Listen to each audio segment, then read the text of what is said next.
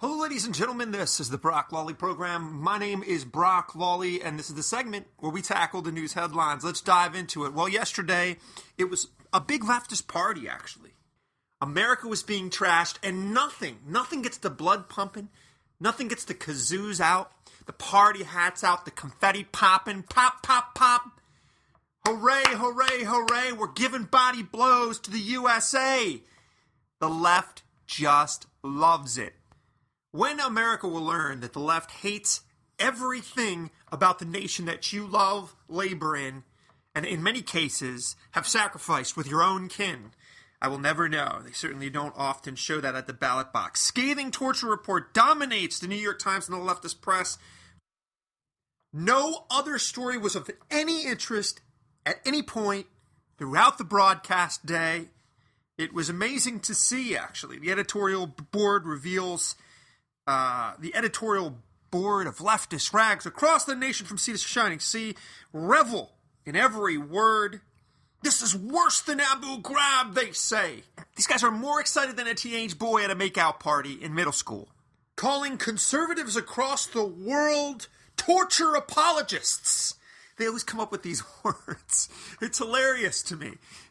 These are people who have absolutely no concern over real, actual evil spreading like a mold in your grandmother's basement. Foreign governments and the UN calling for prosecution. The left is beside themselves. Noam Chomsky and his crowd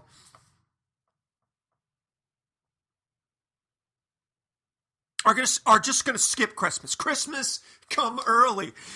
It's a smorgasbord. They get to bash the United States of America. They get to bash the Constitution. They get to bash the essence of this country. They get to bash every common sense conservative. They get to just hoist grenades of criticism from Ivy League chairs. It is wonderful. It is wonderful. The wild socialist Spanish horses are let free to roam the media plains with inflated, ridiculous, factless accusations about none other than the great evil. And as a side note, becoming very, very, very, very, very difficult to tell the difference between the New York Times and the left in general and Islamic extremist websites. Very difficult. Very difficult. Threading a needle. Ladies and gentlemen, week after week, I have to endure as I sift through leftist chaff, lectures from the world community about the United States, but more specifically about anything that resembles anything Jewish or Christian or conservative. Ladies and gentlemen, this farcical, rogue, evil United Nation. Let me just hit you with the greatest hits. Gaddafi's gaggle was elected president of the UN General Council. Qatar elected president. Iran became vice president. Slave work camps, North Korea. Starved their citizens, North Korea. And Iraq chaired the UN Commission on Disarmament. Iran, notorious for stoning women after they bury them neck deep, appointed UN Commission on the Status of Women. Bashar Assad of Syria, elected commission dealing with human rights. This guy's gassing his own citizens. Remember, Obama had a red line concerning that debacle. Do you remember that? A red line for us is we start seeing a whole bunch of chemical weapons moving around or being utilized. I didn't set a red line. A red line for us is I didn't set a red line. China on the Commission for Excessive Force. Ladies and gentlemen, your professors, your leftist pundits are using this as the ruler stick to measure us. We give a couple people some chocolate milkshakes instead of a burger and dump some water over their head. 3 people to be exact. These are people who maimed, murdered, tortured the CIA, the tip of the spear, doing this so that it never happens again. In fact, Congress told these very entities to do what they had to do so that your children could be safe. And now America is being dragged through the mud. Now America is getting tongue lashes from the UN. The UN that elected Sudan vice president of Economic and Social Council. ECOSOC, the body which regulates human rights groups. This body just boycotted Israel. Every single week, they drag in flamethrow anti-Semitic stuff that would make Hitler cringe. This is the actual face of these now United States criticizers. This is the body. Wait for it. North Korea, Pakistan, Russia, Cuba, Saudi Arabia, Sudan, China, Congo. These places still have slavery in practice, including Syria, that now claims 60,000 lives, created 700,000 refugees. They're all lecturing the United States and threatening to wipe Israel off the map. And their empty, vacuous, morally backward pablum is parroted word for word by the Democratic Party today. You see, George W. Bush's administration, he boycotted this body under the grounds that the U.S. involvement would provide legitimization for this literal epitome of global evil. This UN General Assembly body, aka We Hate the Jews, Give Me a High Five, adopted 22 anti-Israel resolutions and zero for other countries, specifically Arab countries. Lawyers for Gitmo detainees, just giddy. We want to see everything, and if we don't get it, everybody's getting sued in the front row, ladies and gentlemen. I have absolutely zero confidence that lawyers for Gitmo detainees will keep any of this stuff secure. You know, not scarf-wearing Upper East Side leftists, but actual Americans who are holding weapons and standing on the wall of your security will be threatened and killed because of it. WallStreetJournal.com has that story. Former CIA chief says report is inaccurate, bias. Even Eric Holder, if he were to be fair, fat chance of that, would have to agree, as he ordered a similar report and found nothing. But see, that was at a different point on the political hack exploitative timeline, you see. Because truth, always the sacrificial lamb when involving stuff like this. Wall Street Journal again on that one. Former CIA Director Hayden ticked off, calls the report pretty much a partisan hack job, says the facts are almost completely and totally missing. Politico.com has that piece. Once again, by the way, the CIA weakened, and just when we need them most. Because if you seriously think that the world is not on fire, if you seriously think that our way of life is not under threat, you are delusional. And yes, here's the big elephant in the room.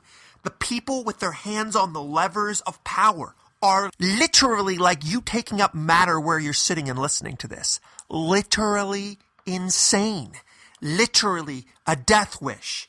Everything sacrificed. Everything on the altar of this kabuki theater, distraction, charade, Broadway nonsense. In other news, historic but very, very disappointing, the climate agreement in Lima. Only partially. So the left is crying in their Colombian coffee. The world's economy, instead of being totally taken over by greenies, only a little bit. Only a little bit. So it's a big disappointment to them as you read this in the New York Times. Who will pay the price for this? Well, it's not the Upper East Side or the Hollywood elites. No, it's coal miners. It's factory workers. It's third world nickel and dime you're living together. It's the poor. Yeah, it's the poor as we are smothering our energy renaissance.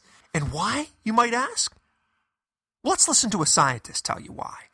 I was the founder of the Weather Channel. CNN has taken a very strong position on global warming, that it is a consensus. Well, there is no consensus in science. Science isn't a vote. Science is about facts. And if you get down to the hard, cold facts, there's no question about it. Climate change is not happening. There is no significant man-made global warming now. There hasn't been any in the past, and there's no reason to expect any in the future.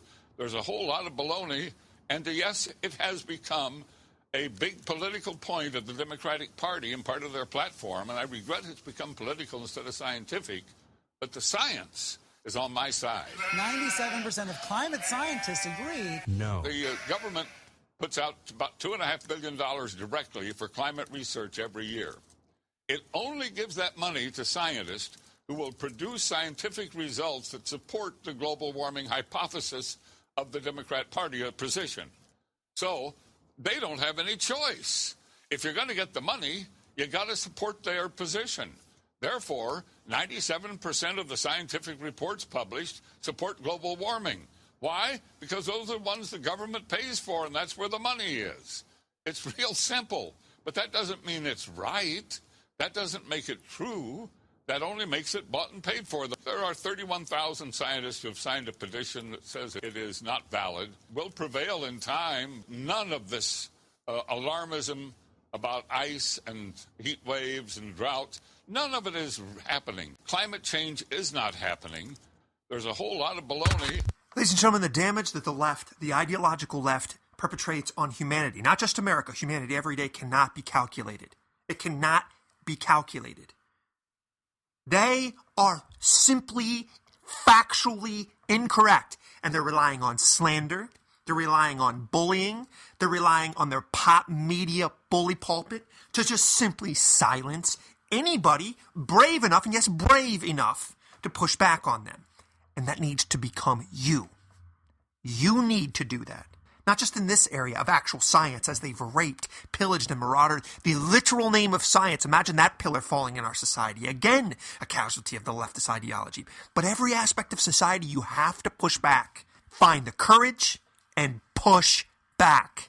In other news, sadly holding hands with the prior, Zionist Free, a new anti-Semitic movement bursting in Europe. What a sick, twisted place Europe is becoming. I hate to say that.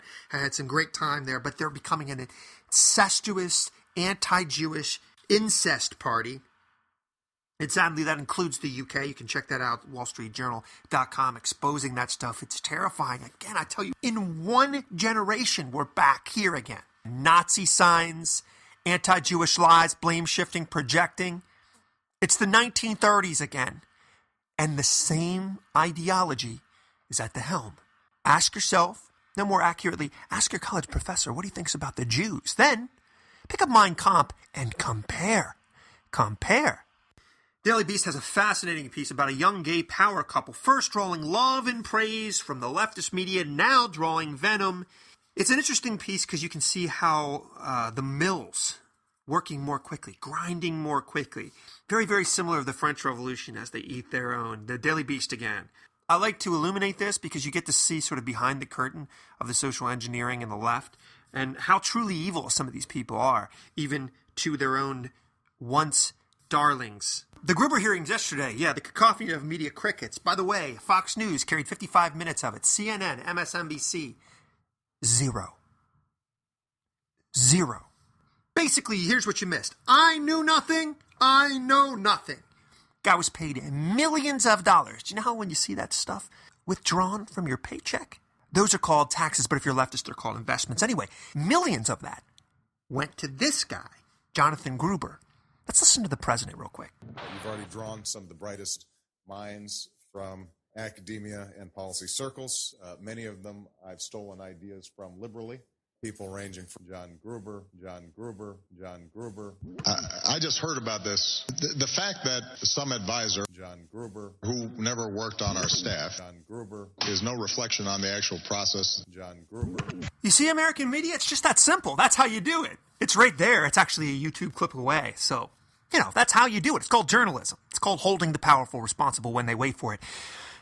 Lie. Yeah, that's the word. Lie. Bold face. Audaciously. A lie. Otherwise known as a day at the White House. Must be very, very easy to get tenured at MIT if you watched the Gruber hearings yesterday. According to Gruber's testimony, he is a room temperature IQ Neanderthal moron. Does MIT employ stupid people?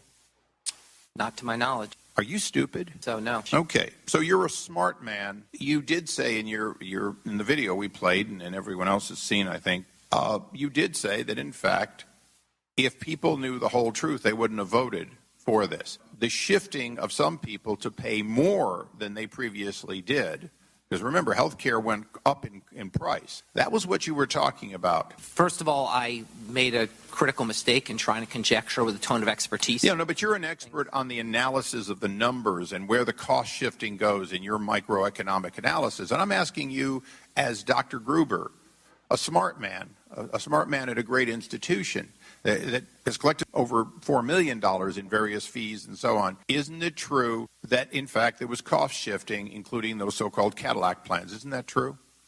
The Affordable Care Act set up insurance exchanges which pooled risks. People are paying less for health insurance than they I'm a taxpayer, Mr. Gruber. Trust me, people are not paying less. People are paying more for those because taxes are, in fact,